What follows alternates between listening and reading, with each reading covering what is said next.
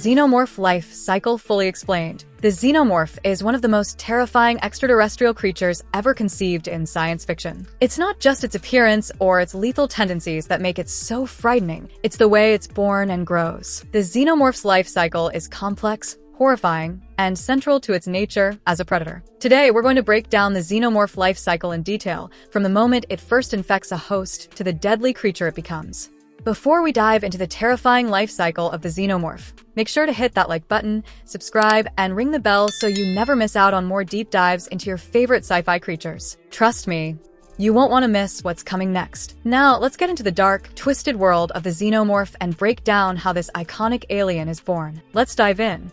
And it's full of leathery objects like eggs or something. Stage 1, the egg. The xenomorph's life cycle begins in the form of an egg. These eggs are laid by a creature known as the queen, an enormous, grotesque version of the xenomorph that's responsible for ensuring the species' reproduction. The eggs are a dark, glossy black, and they have a very distinct appearance, almost like organic, pulsating pods. Inside the egg, there's a creature known as the facehugger, which is a parasitic organism that will later attach itself to a living host. The egg sits dormant until it senses a potential host nearby, usually a human or some other sentient being. The egg's sensitivity to nearby life forms is a key part of its survival mechanism.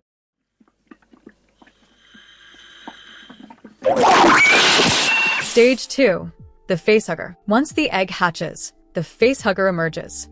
This creature is about the size of a human hand, with a long tail and a strange, unsettling shape. Its primary function is to find a living host and implant an embryo, which will later develop into a chestburster. The facehugger has a distinctive, creepy appearance, most notably its large, elongated fingers and its terrifying, cylindrical mouth that opens to reveal a second set of jaws. The facehugger's first task is to find a host, usually a human. It will latch onto the host's face and implant an embryo down their throat. During this time, it suffocates its host, preventing them from breathing. The facehugger doesn't just implant an embryo, it also ensures that the host cannot fight back by controlling their ability to move or react. Once the embryo is safely inside, the facehugger dies, leaving the host in a near-death state. At this point, the host is left with the xenomorph embryo growing inside them. This stage can last anywhere from a few hours to several days, depending on the host's physiology and environmental factors.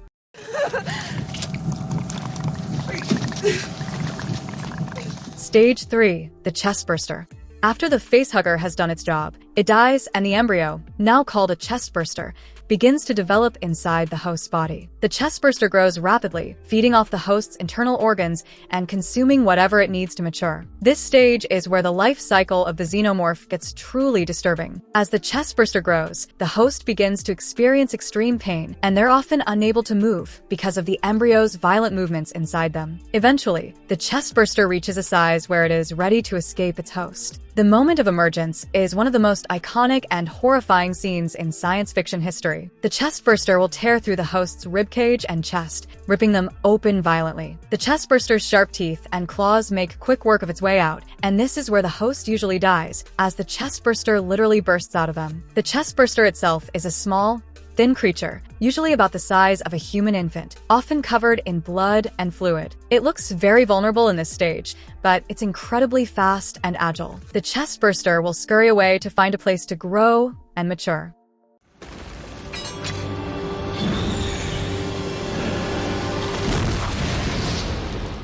Stage 4, the xenomorph. Now, the chestburster is ready to grow into its final form, the fully fledged xenomorph. This transition is rapid. The chestburster finds a safe place to begin its metamorphosis, and over a short period of time, sometimes a matter of hours, it transforms into a fully grown xenomorph. This process involves a complete change in size and physiology. It's not just a physical transformation, but also a psychological one, as the creature becomes a more intelligent, aggressive predator. As a full-grown xenomorph, it's much larger than the chestburster, standing around 7 to 8 feet tall, though some can be even larger. It's incredibly powerful, with sharp claws, a long, whip-like tail, and an elongated, insect-like head. The creature's most striking feature, however, is its biomechanical design. Its skin is smooth, black, and shiny, almost like living armor. Its mouth is not just a single set of teeth. It has a second set of inner jaws, which can extend outward with terrifying speed. The xenomorph is a master hunter. It is highly intelligent, stealthy, and relentless. It uses its superior senses, particularly its heightened sense of smell and hearing, to track down its prey. It can also survive in almost any environment, whether in space, on a hostile planet, or in an abandoned spaceship.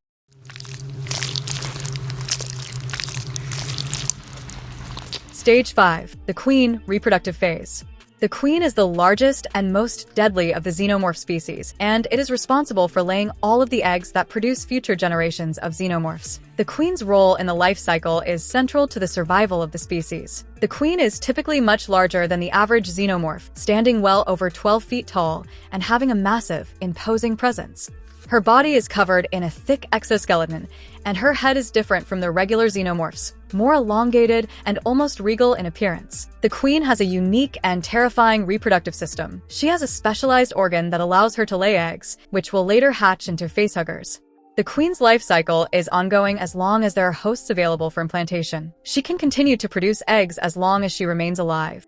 Stage 6. The Xenomorph Hive. The Xenomorph Hive is a collective space where the xenomorphs live, work, and reproduce. These hives are often found in dark, abandoned areas like derelict ships or hidden underground caverns. The hive is a terrifying, organic structure, walls made of xenomorph saliva, pulsating with a life of their own. This is where the eggs are stored, where the facehuggers are kept in a dormant state, and where the xenomorphs are born. The xenomorphs work together in this environment to protect their queen, and they will hunt and kill any intruders that enter their domain. The hive is highly organized, with different types of xenomorphs performing different tasks. Some serve as warriors, others as caretakers for the eggs or facehuggers. This hive mentality is essential for the survival of the species. The life cycle of the xenomorph is a perfect example of nature's most terrifying designs. From the egg, to the facehugger, to the chestburster, and finally to the adult xenomorph, each stage of its life is a brutal and deadly process. If you enjoyed this deep dive into the terrifying xenomorph life cycle, don't forget to like, subscribe, and hit the bell so you stay up to date on all our future videos. Got thoughts on the xenomorph or questions about other sci-fi monsters? Drop them in the comments below. We'd love to hear from you. Thanks for watching, and we'll see you in the next one if you dare.